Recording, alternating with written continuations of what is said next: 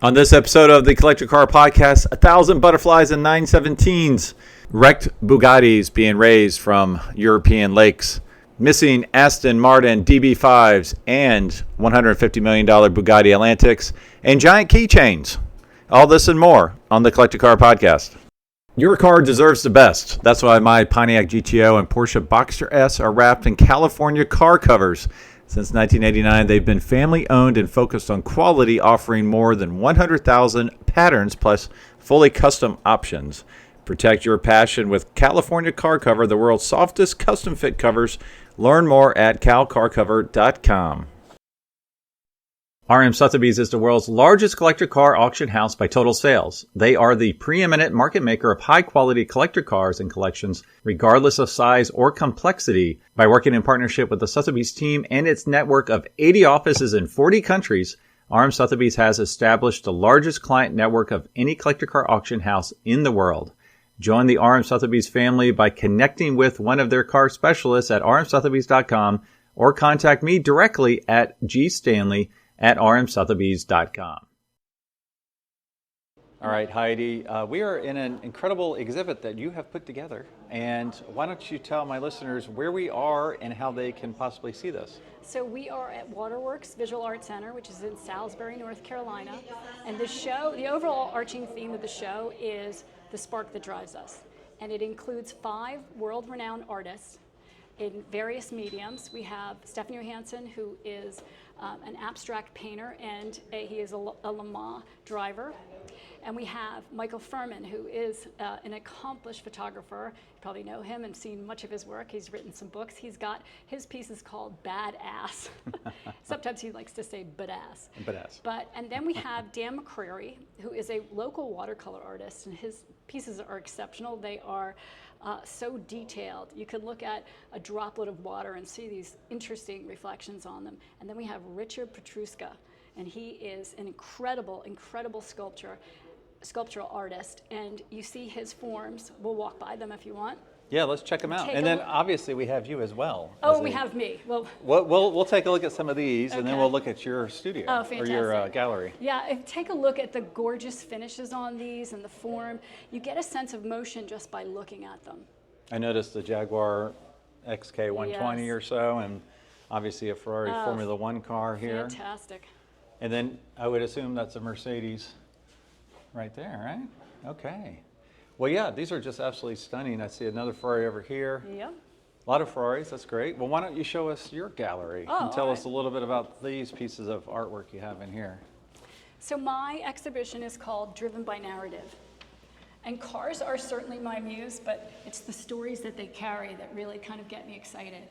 And when you look into this gallery, you say, well, there's so many different mediums in here. And that's because once I sort of do the research and documentation of the car, I really kind of lean into find something that's a novel approach. And then I use that, I allow that to tell me what mediums to use. Well, a little sneak peek is we got the medium of butterflies behind you, but we'll get to that in a second. All right. So why don't you tell us about So this first piece is called Rise to the Challenge, and I had an opportunity to follow a gentleman driver around for Ferrari Challenge for 2 years as he started, and then he actually went through the ranks and the classes and moved up and won North America Trofeo Pirelli AM. And included in here are his crashes and podium wins, and I got to really take a close look at what it was like to be a driver, his crew team, his coaching, how he prepared for races. And I hide things in each of these pieces sort of in plain sight. I see a sheep in there. What's with the sheep? So, that's a very good question. So, sheep, the woolly weeders, they use them at Sonoma Racetrack to keep the course area around the course manicured. So I had to put one of those in there. But I mean, if you look at this, I'm going to point it out, there are car crashes. This really is representative of the shadow that the mirror casts, but it's a crash. Oh yeah, boy. And then I've got, there were so many photographs. Here actually is my client kissing the bricks because he had won at Indy, and it's really exciting. Yeah, I mean, there's just so many details here. And then didn't you also say that some of this is actually pictures of the different racetracks? Yes. different racetracks. And so if you've been in those worlds, you can actually identify, oh, I know where that's from because the bumpers are that color. Or, you see grandstands or seats. There's all these little identifiers that, you can literally pick out. Now, what's interesting is a lot of your subjects in here are rather famous for one reason or another. Now, this next one is famous for what it is, but also for what it is not, right? That's right. So this is called The Puzzling Case of the Missing Bond Car. And why a puzzle? Well, because this is arguably one of the most famous cars in the world. James Bond, it was the first one, and I'm going to point this out for the car enthusiasts out there. So the difference is this was actually the prototype for the DB5. If you look at it, it has this, which is a turn indicator, but they're not on the cars that are made. Okay. So that's so how you can put that on there them. because it was a prototype? This is the prototype. It was the car. Yep. Okay. This was the car, and what happened to it was. It was in the movies, and they didn't think it was going to be worth much money, and they sold it. It got sold a couple times, and the last owner bought it for $200,000, and they ended up kind of campaigning it around and showing it off, and slowly but surely they raised the value of the insurance money. And once it reached 4.2, it mysteriously disappeared out of an airplane hangar in Florida. We're not really sure what happened to it. It's still a mystery. If you go online and you Google it, it's gonna say something about it being found in the Middle East, but it hasn't been found. It could be in a waterway in Florida. It could have been in somebody's collection in Russia. We're not really sure. So It might be out there. We'll see. It might be out there. Now, this next painting I saw on the cover of, or one like it, on the cover of PCA, and I love the way you put this thing together. So tell us about this, and then we'll take a step back. Oh, that'd be great. Okay, so this is the colors of Porsche. And Porsche has been around for 70-some years. And if you think about their cars, you always can see them in these fabulous colors. And they have so many choices, and they actually have where you can pick your own color. So you can paint to sample if you want. And so these represent the different colors: tangerine, acid green. There are Ruby Star, and you can see these little 911s. It's designed in a way, and it's on a Porsche 911 hood. This is from a 1994 911 that was stolen, and I ended up with it, purchasing it. So if you step back, what happens is your eyes start to do what's called visual mixing, and it turns into the Porsche logo of 3 colors. It sure so does. You just see the red, black, and gold. Now, how did you do that? Well, or can you not share your trade secrets? Well, I have really bad eyesight, so I actually have been seeing like that my whole life. But there's this thing in our DNA where in our brains we are trying to always figure out what something is. It's fight or flight. And so we can say, okay, that is not dangerous. And so the further we step away, our eyes visually mix it and immediately say, if you've ever seen a Porsche crest before, that's a Porsche crest. But up close, your eyes don't allow you to see the whole.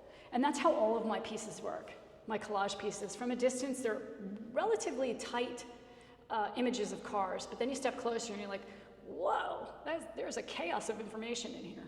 Now, you said fight or flight, so would that be the reds and yellows our brain is meant to see, whereas they see that as danger, and the greens and the blues and the pinks go further back? No, but that's very good. Color does mean something. Yeah. So, speed and fire and intensity. Right. But what I'm saying is it shapes. Right. So the further you step away, you begin to see the shape. And then your brain tells you, oh, that must be Porsche, so you mix it. And your brain tells you that that's the Porsche crest. And again, the same with my cars. The further you step away, the tighter it gets. Right. Well, let's talk about another missing car, the one right behind you, which I've been doing a lot of research on lately. So tell us about it, and we'll see what happens here. Well, this is the Bugatti Atlantic 57 SC. And back when the Germans were invading France, they had the wherewithal to put it on a train, and they were sending it to Bordeaux. And unfortunately, it was never seen from again. And so this is called Vanished. And it's lenticular. I had to paint 2 different paintings, one with the car and one without.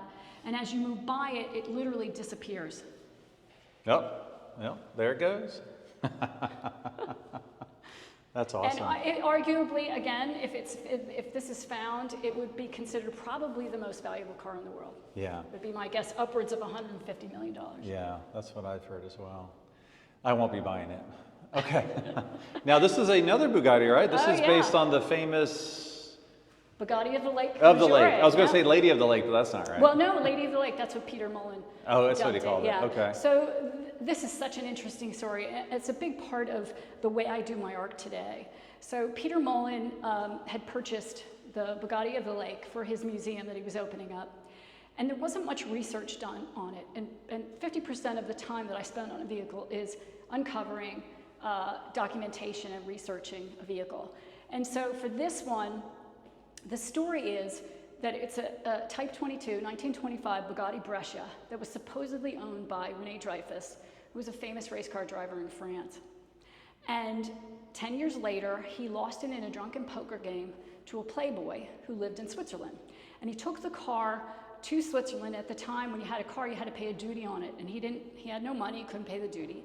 And so the tax guys decided that they were going to dispose of it in a lake. But one of the guys thought, well, if this was René Dreyfus's car, it might be worth saving. So he put it on a chain so that he could pull it back out after they were gone. Oh, okay. But the chain rusted and broke, and it rolled 175 feet down to the bottom, flipped on its side, and there's like silt or muck down there, which there was no air in it. So it literally preserved that whole one side of the car, and the other side was like a skeleton. You can see it in this area would be where you can see how a car was made back then with the wood. So how deep was it when it came to a rest? Do you know offhand? About 170 some feet. Okay. Yeah. Pretty deep. And then fast forward, it was just legend that was down there. You fast forward to the late 60s, and one of the dive masters at Lake Missouri wanted to go down and prove that it was there. He made it his mission actually to find it. And he did. He found it in 1968, and then people came from all around the world to dive to see this sunken Bugatti. It truly was a treasure. And fast forward to 2009, and this young man. See the picture of it there. Yeah, there it is. So a young man was killed on the banks of Ascona, and his father was the dive master, and they decided they were going to raise the car and create a foundation in his name. But it wasn't a real easy task because they had to build a platform to float it out there. It took a year, 30 divers. They wanted to make sure that it was something important because the chassis plate had been taken off the car. So they really didn't know, could it just be a junker that somebody rolled in there? So they went to a Hans Mahdi, who was a Bugattiist and had the same type of car, and he showed those divers where the markings were so they could unequivocally find out what this vehicle was. And they did, and they said, oh my goodness, this is an important car, we need to raise it. So they did raise it, and it became this sensation on the banks. There were thousands of people that lined it. When they pulled the car out of the water, and this is a representation of the car being lifted out of the water, there was still air in the tires, and you could still see some French blue on the car. That's insane after 77 years, right? Yeah. What I did, which is, and when I say that this piece moved me so much, that this young boy who died, and the reason they raised it, and then of course Peter and Merle Mullen, they wanted to pay homage to this, and I thought, how do I do that? So I took a canvas, painted out of water-soluble inks, and took it to the very spot where the car had laid for many years underwater. And the father of the boy who died took the canvas underwater, and he moved it back and forth and allowed the lake water to wash away some of that ink, just as it did wash away part of the car. So this is a representation of that, and here it is if you look. Oh yeah, I was wondering what that was. Okay. And then if you look here, this is actually it being pulled out. So yeah, then you look back and you say, okay. I love the tax collector, tax man. You got Peter Mullen up there with his I have the drunken poker game and Peter and Merle. My wife and I. This is where it was sold at Retromobile. My wife and I were fortunate to be the very last two public people into the Mullins Museum. Oh, you're so lucky. Like Bruce Meyer got us in, and I thought we had like 3 hours. And I'm starting to film, and all of a sudden they start flipping lights on and off, saying it's time to leave. We got to get ready for an auction tomorrow. Oh my, that's right. Yeah.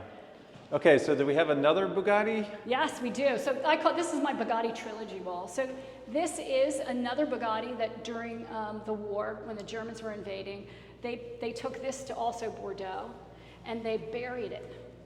And this is called Unearthed, and it represents the moment that they brought it into the light again. And you can see this car at the Simeon Museum. Is this the Bugatti tank? Tank, okay. 57. I did not realize that the tank car was buried at one point. Yep. Now, is that the actual shovel they used, or? No, that's a representation of the shovel. But I will say, I took a canvas and buried that in Bordeaux, France. Oh, wow. Yeah. Okay. So it was imbued with ingrained, should I say? Ingrained. Ingrained with the clay soil of Wow, that's awesome. Bordeaux. And now we're on to the 917. The 917, so this is my aerodynamics by entomology wall and installation. And it tells the story of the Porsche 917. And it's not a story that a lot of people know, but basically when Porsche created this car, and it's a purpose-built car, to race at Le Mans. They never won at the 24 hours of Le Mans, and they created this beast. It could go 200 some miles an hour, but it was unruly, and it had a tendency to lift on the straights. And it was so tough and unstable that the works drivers didn't want to drive it. It just so happens that a privateer bought one, and in '69, on his very first lap, it crashed and died. Wow. And so they knew they had to do something, and they took it to a track in Austria, Ostrigrig. And there, John Wyer's team, the engineering that the Porsche had hired, John Horsman was the chief engineer. He noticed as the car came in from going around the track a few times, that there were dead insects everywhere on the car but the rear wing. Now, they didn't think it was an aerodynamic problem. They thought, because they used a wind tunnel to design it, but that was, very early in wind tunnel design. And so they thought maybe it was a chassis flex problem and not an aerodynamic problem. But he knew immediately when he saw these dead insects all over the car but the rear wing that had to be aerodynamic problem. There was no downforce. No dead insects meant that there was no airflow there. And so he took out some snips and sheets of aluminum and duct tape and refashioned the back end. And the next morning, the car went out. This is insane.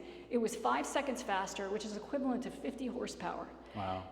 Insane. It broke a record at the track. And of course, as we now know, Porsche went on to win their first outright win at Le Mans in this car, and in '70, and then in 1971 they won again.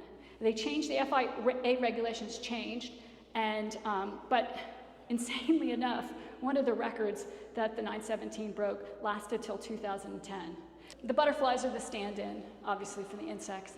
And I think they're just absolutely gorgeous. Livery on cars is so important because you can identify, what team they are, and the colors are so interesting. So this is from the movie Le Mans.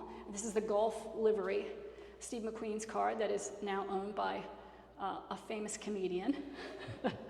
Who just put it up for sale at Mecum, and it did not sell, I don't believe. I did see that. Yeah. So they're much smaller than you think they would be. They're very low to the ground, as most race cars are. So you see these I call these my specimens, and these are Porsche 917s that I've accumulated or collected, should I say. One of the big collections was when Pebble Beach Concours at Legance had 13 917s. But from Porsche Museum in Germany through to different auctions, I've been able to take a lot of photographs of 917s, and they're quite rare. So it's very interesting. Now, I hide myself in a lot of my pieces, so I always challenge people to find out. And at the tail, by the way, at the tail end of this, the tail wing, wind, you see there's a little bit of a story, and that's from Jay Gelati's book. Oh, Jay, yes, he's been on the podcast. And it tells the story of how John Horsman figured out what was wrong with the car. Is he upset that you cut a book up? No, I asked him. Actually, my good friends from Dalton Watson, who published the book, sent me a book. Oh, nice. Yeah, I love the Gulf oil. The actual first logo I ever had for my podcast was the number 21 Gulf oil 917, just because I've always loved them. Oh, I love it, yeah. And now, obviously, this is a ton of work to put all these little butterflies up here. So that's 1,000 butterflies. 1,000 butterflies. 1,000 butterflies right there. Yeah. And then you have the hippie one as well. That's called the other hippie. This is the other hippie. Most people don't know it, but okay. So the Porsche 917 came basically in 2 iterations. You had the long tail, which was it's a different style car. It's meant just to race at Le Mans, and then you have the short tail, which is sort of this epiphany when they came up with the redesign of it. And butterflies also, if you think about it, mean transformation and change. And there's so many things that it symbolizes. So I think I love that way it plays with history. Right. And retelling the history. But yeah, so there was a short tail that raced, and it raced in this livery, and it was also in a red and yellow Martini livery as well. Okay. And then finally, the big Keychains. So the big Keychains, this is my latest series. It's called Key to Success. And basically, when I was in my 20s, I shot a Porsche business-wise, and I got a keychain for it, and I kept it with me, and I said one day I'm going to own a Porsche. And this actually is in 2024. I got a Porsche 911, and this is my keychain. It was the impetus for this entire collection. I met you by your Porsche. That's right. I got to show it to you. That's right. In what color? It is gentian blue. It's a spectacular color. Awesome. It's a blue and a little bit violet as well. So tell me again, how long does this exhibit run? This exhibit runs now until February 28th, and there's going to be Cars and Coffee on the 3rd Saturday of each month up until December. The hours are, I think, 10 to 5. And I want everybody to come in and see it. The idea behind this show is to take a look at cars through the lens of artists and see them in a new light. And I think that it's high time that car art comes out of the garage and is respected. And I think this allows us to do that. And it also makes you think about looking at cars differently and seeing the design elements of them and the beauty of them. Well, and so the link will be in the description, but we do have a car behind us that I'm pretty sure is not one of your pieces of artwork. No, so this is the Martin Stationette. I love it. It's from 1950. It's on loan from the Lane Motor Museum. It is a bonkers car. It's like a Woody. It's a 3-wheeler. It has a transmission from a Harley Davidson.